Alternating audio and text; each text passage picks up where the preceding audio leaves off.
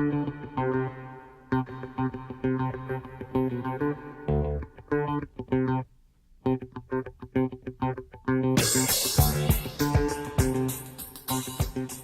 of the monthly financial report presented by Dr. Bell.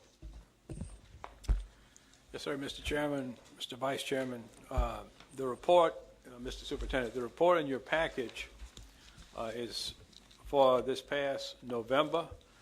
That would be November calendar year 14, but it's November in our fiscal year 15. As you can see from the first page of the package, we are maintaining and continuing a trend where we are outpacing our projected revenue and are slightly under expending our projected expenditures. As of the end of this past November, we had collected in local and state sources $493,038,000. You can see from the first page, if you compare that to our collections last year, which if you will recall was a pretty good year in terms of overall collections, at the end of November last year, we had collected $454,042,000. So we're about $39 million ahead as of the end of this past November compared to our prior year. On a expenditure side, we had in FY14 expended as the end of that November $252.1 million.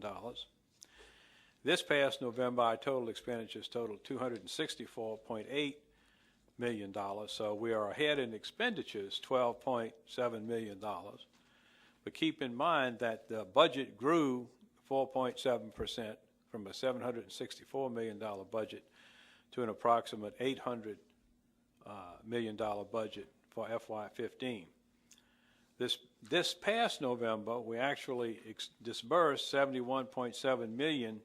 And a year ago, November, the disbursements were $70,010,000. So we're maintaining approximately through November our disbursement posture and are collecting more revenue than was projected. If you go to the third page in, or page number 3, you'll see the trend line analysis that we show every month. Overall, we projected to be at $455,085,000 for all local and state sources. As I said, we're actually at $493,038,000, so we're 8.3% ahead of projections on total revenue. What's driving that substantially is local. The projection for local at this point in time, or as of the end of November, was $331.4 million.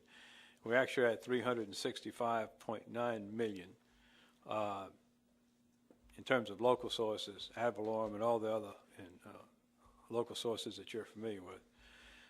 We're slightly ahead on the state side also. We projected as of the end of November to be at $123.6 million, and we're actually at $127,049,000. So of course we hope these trends hold, but we are going into the time of year where ad valorem property tax payments are finished. Legal obligation is through, but there is some carryover, as you know. And so we will shift, and you'll see when we get to page 13, we have about $270 million in terms of an operating surplus right now, but as we go towards the second half of the year and into the second half of the year, we're going to be paying out more money than we're collecting on a monthly basis. Go to page 4 in the document, just to draw your attention to a few things. You can see that, let's say, and this is an item that was of interest last year, the beverage tax, we anticipated $5 million, and as of the end of November, we were at $1,326,000, but we actually did collect $4,799,000 or $4,008,000 in the beverage tax last year, so we're hoping that we can close that gap as we finish the second half of the year. The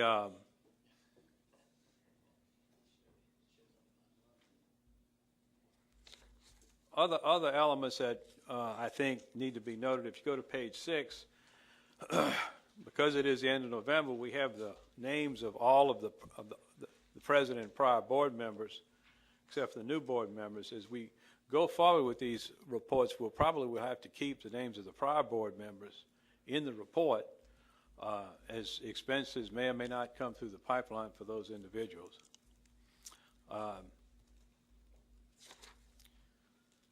Page 7 indicates that in terms of transportation is holding its expenses below last year. However, there's some mid-year requests that we'll be talking about that transportation is requesting some adjustments in that regard.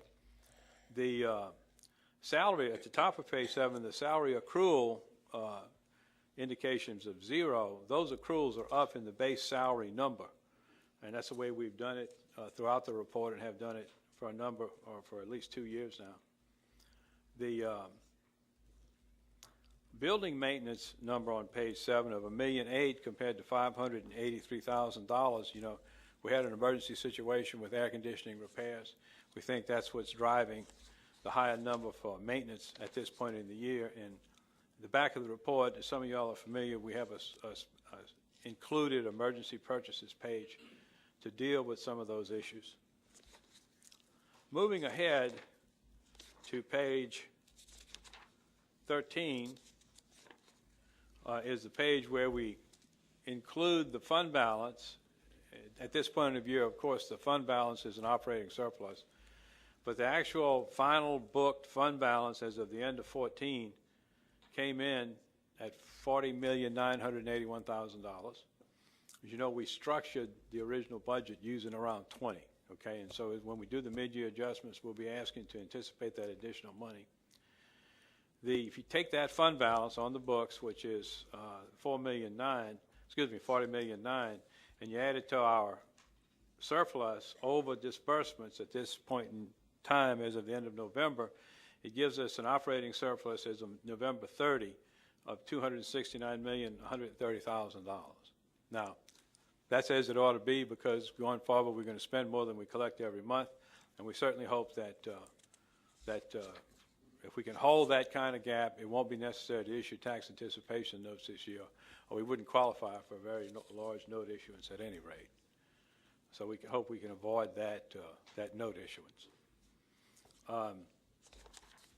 As you can see on page 15, we have sort of a definitions page which breaks out the other cost line items in the numbers in front. Any of the new members that want to enlighten themselves on what's in various other cost categories. Then we have the travel expenses of the board members. We have budget transfers requested by the schools and requested by the divisions, which we show every month, and that's part of your approval process. But if you go to, let's see if I can find this, page 33 in the report, you'll see it's a notification of emergency purchases for the month of November. This is in line with facilities requests for the air conditioning situation. We processed about $210,000 in that regard. The final page of the report, the variance analysis, which is kind of similar to comparing our position to the prior year, but really it's comparing our position to our projections, shows that we had projected to be at $455,085,000 in revenue collections, actually at $493, so we're up $37.9 million on revenue. And as of the end of November, we did have kind of a pretty aggressive month of December in terms of expenses, but as of the end of November, we had projected to be and expended $267.8 million, actually at $264.8, so we're about $3 million to the good in terms of the expenditures that were processed and booked through the end of November. That, in summary, is the monthly financial report. As y'all all know, along with that is the vendor spends report, which grows throughout the year as we make payments to vendors or new vendors. The vendor spends report that was transmitted is about 270 pages. That is the monthly report, and I would request that the board would accept this and put it on the consent agenda for this evening. Thank you very much. Thank you, Dr. Bell. Is there any discussion? Mr. McMahon? Thank you, Chair. I'm just looking at the board travel on 16 through 19 or so. And Yes, the sir. description, obviously, is for our summer conference back in June of last school year. And is there any reason these should not be part of last year's funding? And it's Yes, sir, there is. and it's hitting this year? Yeah, it's the lateness of processing the paperwork. If we get it so many months into this year, then we can't accrue it after 60 days back into last year. All right, so going forward, because Yes. it's June every year. Yes. And so it would help from an accounting standpoint that if the board were to turn in our expenses the week of when we return, and then they can be booked for that fiscal year. If the expenses are turned in, processed, and then sent to purchasing to be processed, yes, it'll work that way. Okay, I'm just looking for a solution. I understand. Right, because the perception is we've been traveling. This wasn't even for any of this school year. It was You're for right. last. That's right, you're correct. And I think in our board norms or board handbook, we've got in there a 60-day turn time on receipts. So we'll work with it, and I'll encourage the board, and we'll work collectively to Yes, get sir. ours turned in. Thank you. Mr. Jester? Hi, thank you. So, Dr. Bell, I look forward to the new board member forthcoming training on the financial reports and systems. Since we haven't had that yet, I hope everybody can give me just a little leeway on these financial reports. Yes, sir. So, the receipts, are those accrued?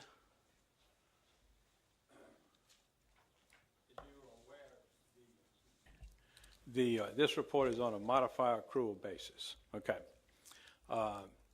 When I got here, I realized that what the staff was doing is, come July 1, we would be moving into a new year, and they would immediately, all of the revenue that would flow through, say the tax commissioner's office would go towards that future year, okay? But it was obvious from the documentation that it was prior year taxes, okay? So yes, the revenue is on an accrual basis, a modified accrual basis.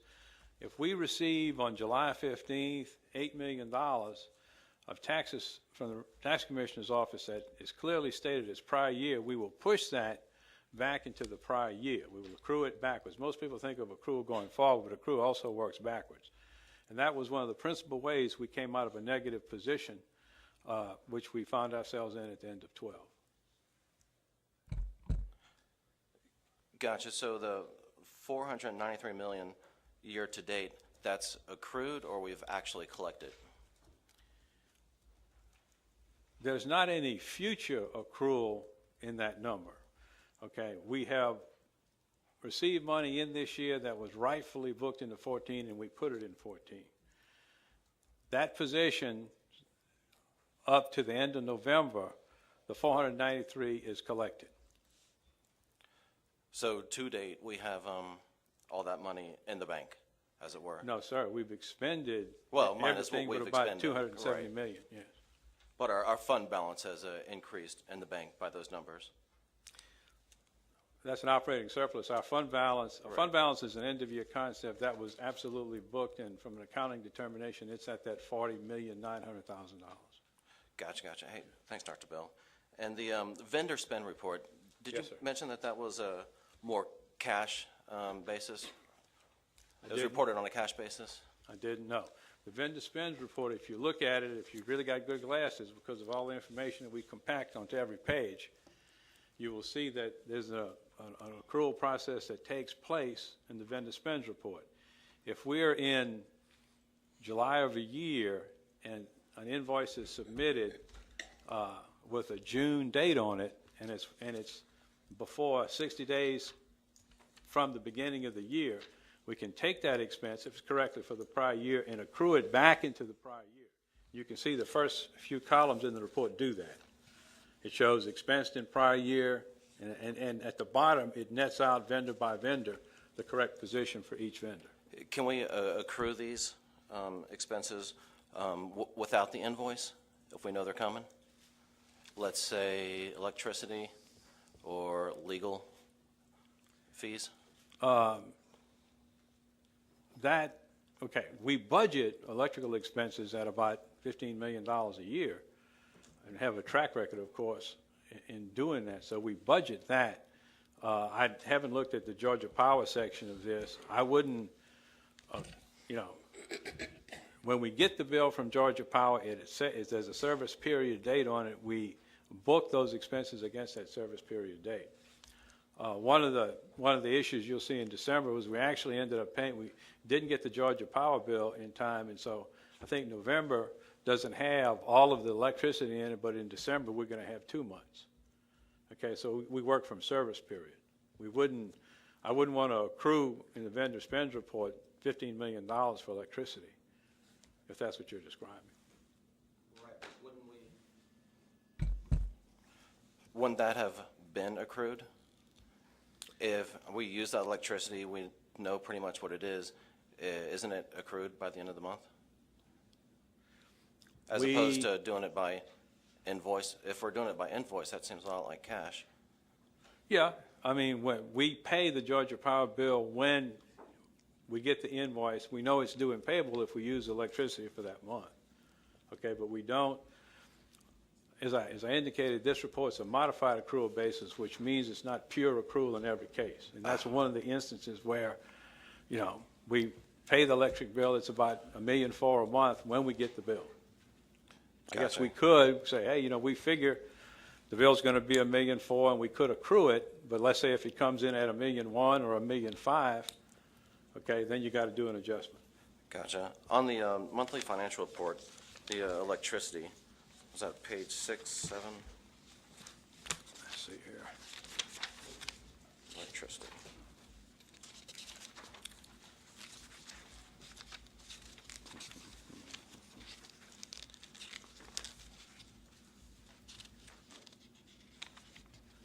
Do you see what page that's on? There we go. You see that? Correct. I see it, yes. So As you can see. where did we get that $12,000 for this month? It seems like that should be a little higher.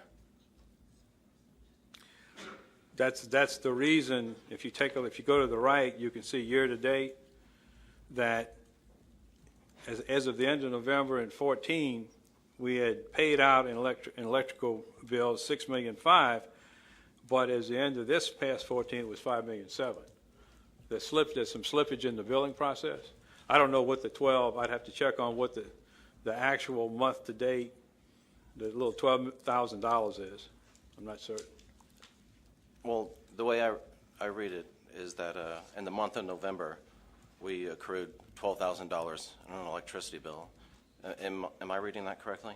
I don't think that's an accrual. I'd have to check and see what that small amount of expense is. I don't think we'd have accrued $12,000. Gotcha. And I noticed in the vendor spend report there was no check to Georgia Power. Okay. No expenditures to Georgia Power as a vendor. Okay, that makes sense because Georgia Power, we budget for Georgia Power as a utility, a major utility, okay? And so, and we pay under an agreement with Georgia Power, and so they might not show up as a vendor. We already have like 300 pages of the vendor spend report. Right. So if we didn't pay it and it didn't show up in the November report, once again, that sounds a lot like cash basis reporting. Like I said, I'd have to check into what that little $12,000 is. The overall vendor spend report is on a modified accrual basis also. Now, some people have spent time trying to reconcile the vendor spend report to the monthly financial report. They're completely different. The monthly financial report are our expenditures against budgeted items. The vendor spend report are our expenditures to vendors. Okay? Definitely a different basis of report. Reports are different things. Now, some of the expenditures you see in the monthly financial report were payments to vendors. Okay? Right, but it doesn't work, it doesn't cross one-to-one. Gotcha. All right, thanks, Dr. Bell.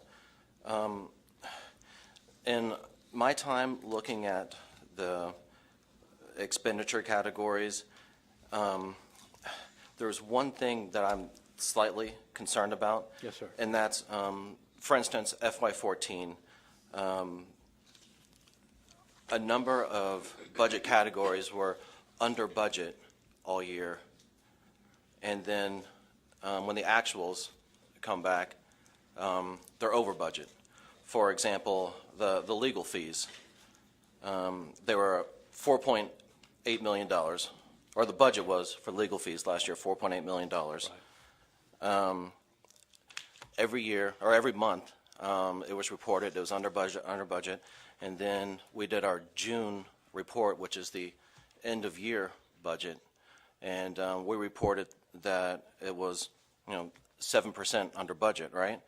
But if you recall, what was the actual for the legal fees? I think it was in the 5 million. Right, it was over budget. Right. Do you know if that was ever reported to the board or the public that we were actually over budget on the legal fees? The way, certainly the way it's been here is that there was a transition from one group of law firms to another. And the amount that stepped us up was settling out expenses with some of those law firms, okay? The document that we have put together, a document which is a final end of year, okay? Is that that DE 46 you're talking about? No, that's different. Something else? Yeah. No, okay. And it's from that final end of year document that the 5 million appears in the settlement and the settling out money, okay? And keep in mind there's two basic legal accounts. There's a legal fee account, then there's legal settlements, all right? Okay, and so I think that bump in expenses related to trying to get rid of some of those other law firms and to get started with the new law firms. Yes, sir. Sure, understandable. Mr. Chairman, if I may, I want to add to the Yes. question, Mr. Jester. Yes, sir. One of the directives that I received from the chair and the board was to address what had been a decade-long problem of overspending on legal fees. And we later, I think Dr. Bell determined that over a 7 or 8 year period, we overspent what, about $30 million? It was over a 10-year period, and it was an over expenditure of 27 to 30 million. Yes, sir. Right, over that period. Over the budget. Over the the budgets that were done. And part of the challenge, of course, was unraveling what had been a decades-long problem. And what we shared with the board was that in some of it was also settlements of cases that had been pending, workers' comp cases that had been churning for also a decade or so. So what we did was we made a really strategic decision to resolve many of these cases that had been gone unresolved, that in my opinion were cases that was really costing us money. Legal fees was another area, and we had to wind down our representation with two previous law firms that had some arrearages that also had to be addressed. And that was a process, and I'm happy to report, I think, Dr. Bell, for the first time in maybe 10 years, that we do not have a large number of outstanding debts to law firms. Mr. Superintendent, I think that's correct, okay? Yes, we need to finally clean all of that up, but the point I was trying to make to Mr. Jester was there is that flow over adjustment in terms of closing out a bad situation in the past, which Mr. Thurman has done, and get started with our new law firms.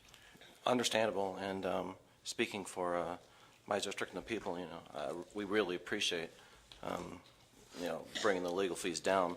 That being said, I was wondering if the fact that we were actually over in FY14 on legal fees was publicly brought before the board. When that final report would be put in front of the board, it would have been stated. And Whatever it did. yeah, and of course, when the final audit for 14 is done, it'll be contained in that audit. I don't know at what level of detail, though. That Okay. has that audit been sent to the Department of Education? No, the audit's still in process. The Department of Education had some personnel problems, and they haven't started it yet. Okay, but let me make a point about the overall expenditure. As I said earlier, last year's budget was $764 million, okay? and you're looking at one item of legal fees, okay? If y'all will recall, the actual expenditure on the 764 was 755, okay?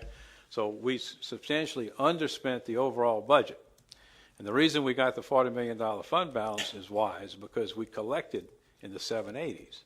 So we underspent the budget and we over-collected the revenue. That's how you create and maintain the fund balance. So yes, I mean, in that particular case, there was that upward pressure, but overall, we substantially underexpended the budget. And Mr. Chairman, I want to add too, a substantial portion of our fund balance was a result of the settlement of the Heary case. That's correct. And that money, I think, how much was it, Dr. Bills? $6 million. $6 million was deposited and credited directly to the fund Yeah, balance. it's reserved in the fund balance, yes. And that was after we had spent $20 million on legal fees. The board directed me to negotiate a possible settlement, which we did. And although it's not in this month's report, we actually, during the Christmas holidays, I think had another major victory in resolving some outstanding legal fees with one of our previous law firms that'll be included in a future That's correct, in the monthly December report. yeah. So are you comfortable with the actuals across the board on the report for FY14? For all areas or for a particular specific Yeah, area? across the board for all areas. As I mentioned during my presentation, we had a bump up in expenditures in December FY14 or FY15? for 15. I was talking about 14, so Okay. we're comfortable with FY14 actuals, right? Yes. So just something for the board to consider. Maybe we could get those actuals on that sooner than later. I would think that would be good, but it's just something for you guys to consider. I did have one question back to that same legal fee. Yes, sir. When they go over the budget, what appropriated funds do you use to pay for that overage? Well, it depends, like as Mr. Thurman was referencing in terms of settlements. It says some disputed amount, and we use a budgeted amount from legal settlements that won't directly come out of legal fees, okay? But as I mentioned, and what had happened historically here in the past, these massive overages in legal fees would just come out of the fund balance. It would just fall down and hit the fund balance, okay?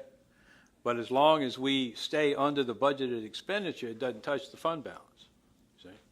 And we budgeted 764, we spent 755, including this, and so.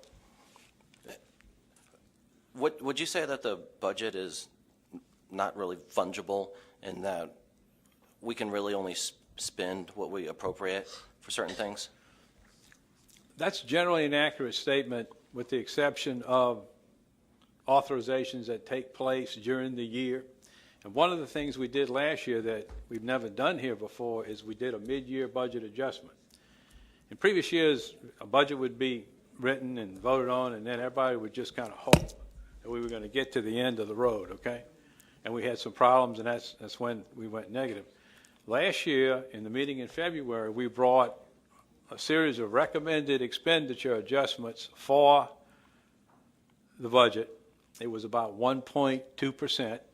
Okay, we are now working on bringing a similar document for next month's meeting. We did it last February. We'll do it this next February for about 1.4% in adjustments, okay? But there are some exigency type situations, okay? The superintendent has authority up to a certain level. There's some emergency, like there's a page in here on emergency expenditures and that type of thing. That gives you some flexibility. Okay.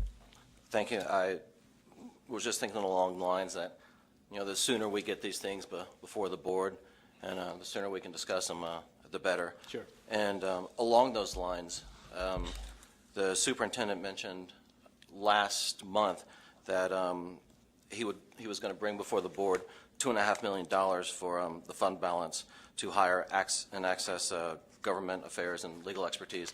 I was wondering if you could comment where we are on that. The chairman, with his direction, has asked me to develop a comprehensive plan in response to proposed legislation that is being proposed by some citizens in DeKalb to annex a portion of our county, this county, into the municipality of the city of Atlanta, The chair has asked that I develop a comprehensive strategy report back to the board in response to this proposal. I want to emphasize something too, and I think it's very important to me. I think one of the great successes of this board and this school district has been the fact that we got control of runaway legal fees.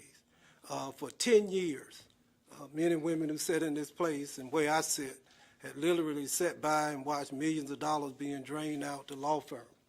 It was irresponsible to have done so. And not only have we settled the hearing case, when I came, the legal budget was about $11 million, give or take a dime here or there. Each year we reduced that. We're continuing to do it. And the recommendation that I will make is in response to specific proposals that suggest, and I'm not necessarily against annexation, but there has been suggested that if portions of DeKalb County are annexed into Atlanta, that DeKalb would be forced to transfer over $400 million worth of property that has been paid for by DeKalb County taxpayers to the Atlanta Public School District. And so my responsibility, based on what the chair has asked, is to develop a strategy and then to report back to the board. Right. I would say that a number of people might debate some of those numbers, but this isn't exactly the forum for that. Would you say that we've actually reserved from the fund balance that $2.5 million as we speak?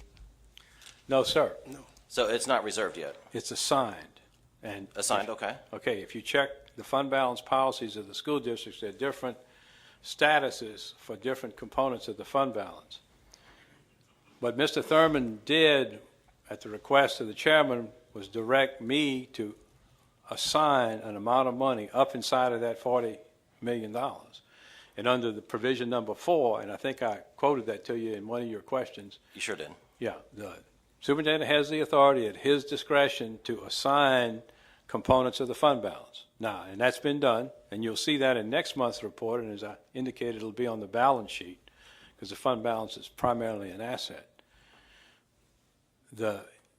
If and when that money needs to be spent, then it'll come in front of the board to be budgeted in an expenditure posture, but right now it's assigned up in the fund balance, but it's not in an expenditure posture.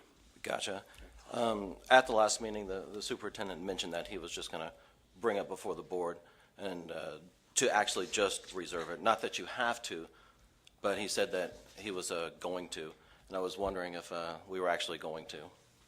No, at the direction of the chair, and I think an email went out and all board members were copied. He's asked me to develop a comprehensive strategy from governmental affairs and legal and otherwise to respond to this threat, I think, to the integrity and the sustainability of the DeKalb County School District. This proposed threat, the good news is nothing has happened now, and there has been some discussion, at least I've been approached, and about some discussions regarding that, and we hope they bear fruit. But at the same time, I will have a plan in place if needs be. Gotcha. So to reiterate, you're not going to bring this before the board like you had mentioned last month?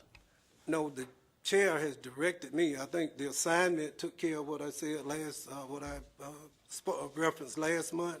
And this month, the chair has asked me to develop a strategy, which I'm working on. Okay, okay. One last question. If this were to come before the board as an appropriation, do you know off the top of your head what budget account that would fall under? I really, off the top of my head, no, sir, I do not know. That's fair enough. Okay. Thank you, Dr. Bell. That's it. Mr. Orson. Thank you, Dr. Johnson. Just a couple of quick questions. I know you've made a couple references that we're on this modified accrual basis, and we've had discussions that precede us as a board, precede the last board about ultimately converting to an accrual basis. I mean, is there any thought of a plan and a timetable? Because I think one of the areas of discomfort for me and others is that there's a little randomness to what falls into the accrual basis and what falls into the cash basis, as we see.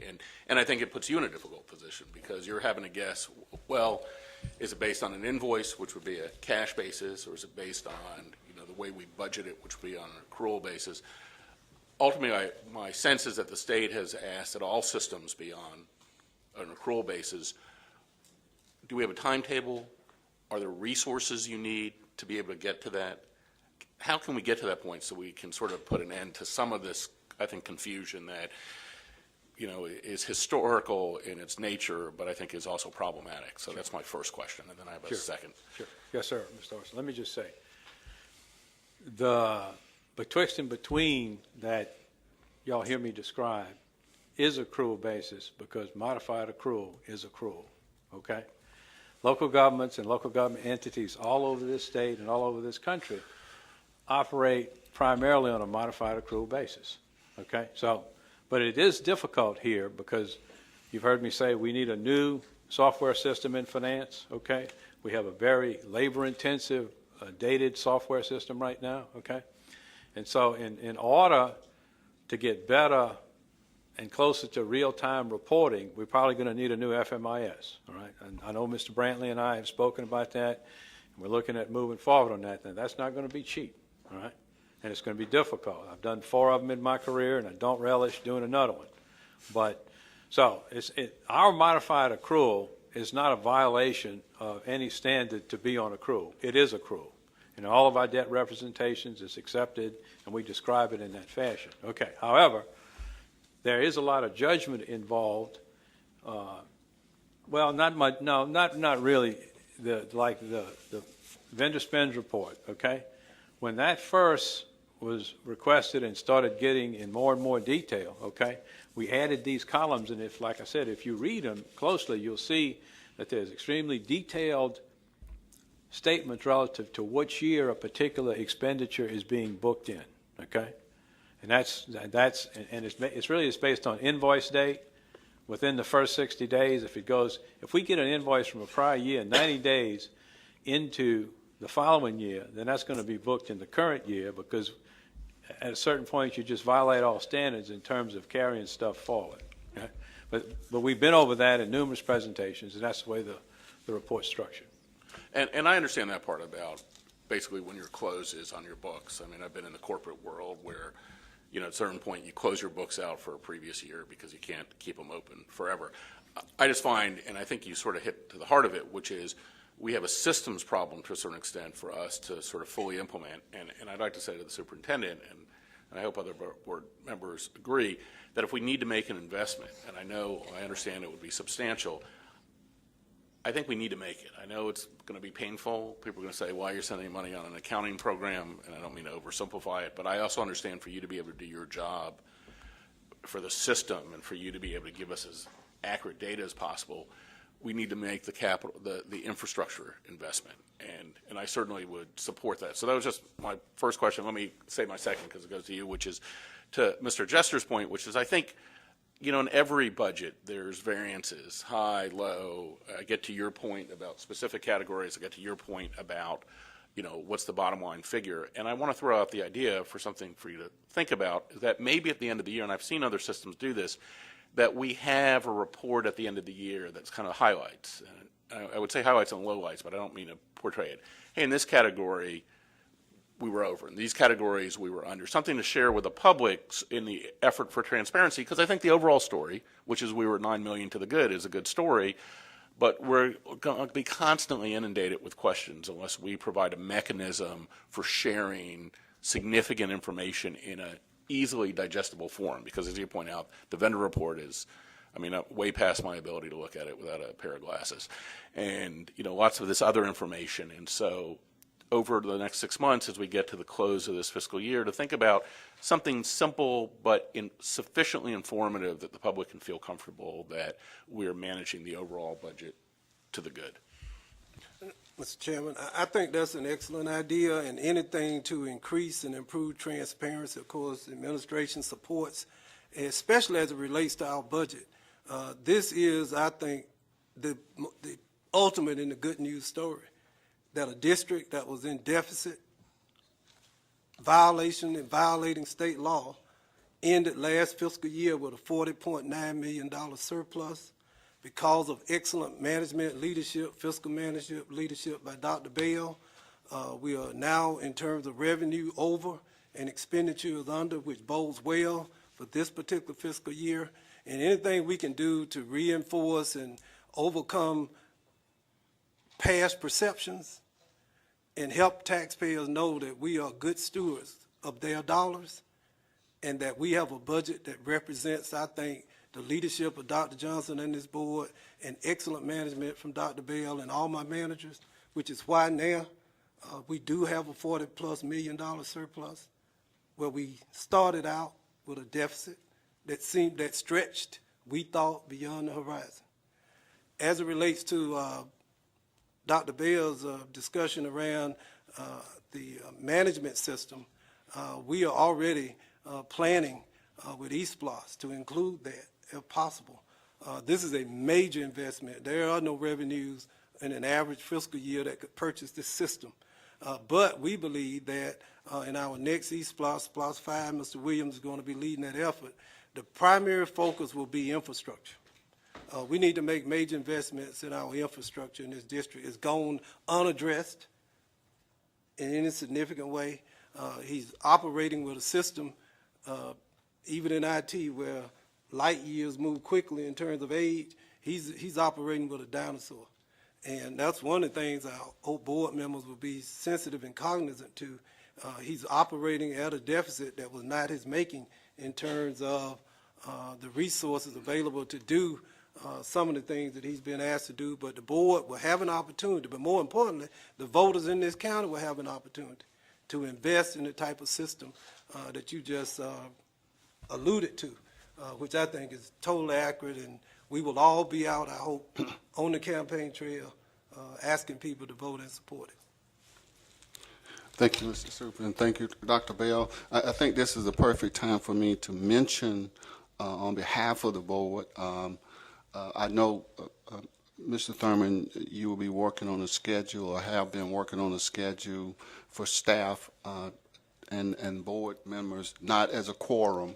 Want to make sure that's clear, that we don't operate as a quorum when we have these meetings unless it is advertised as a meeting, but to develop a schedule wherein we can have better communication, improve understanding of the dynamics of each department. And I know for all board members it's always good because we're constantly learning, but particularly with new board members, it may be extremely helpful in that case. So as soon as you can complete that schedule, Mr. Superintendent, we would appreciate it. Yes, sir, Mr. Chairman. I have Dr. Bell available for 8-hour periods at any time. But on an additional note, before I call the action on this particular item, for new board members, we have an agenda setting each month, and I'm going to request that Mrs. Turner and Mr. Jester decide who wants to come, at least because we can't have a quorum. The agenda setting is set up with the chair and the vice chair, and we have invited, Marshall has always attended, so he took up your spot, Mr. Jester. So you all decide who wants to come each month, and because that is very valuable, and so you get a lot of insight into what the agenda items will be presented, the agenda items presented. All right, at this time, is there any opposition to placing this item on the consent agenda? I object. Okay. Okay. You object, Mr. on the consent agenda? Okay, so that means we move this report as an action item this evening rather than being on the consent. Okay? Help me to remember that, Mr. McMahon. Yeah, okay. Oh yeah, we will. No, it's just an understanding now, since it will not be on the consent agenda. We don't have to vote. We vote as an action item this evening. I think I'm correct. Well, our parliamentarian, is that correct? That's correct. You will vote on this item as a separate action item in your business meeting this evening. Exactly. Okay. Thank you so much.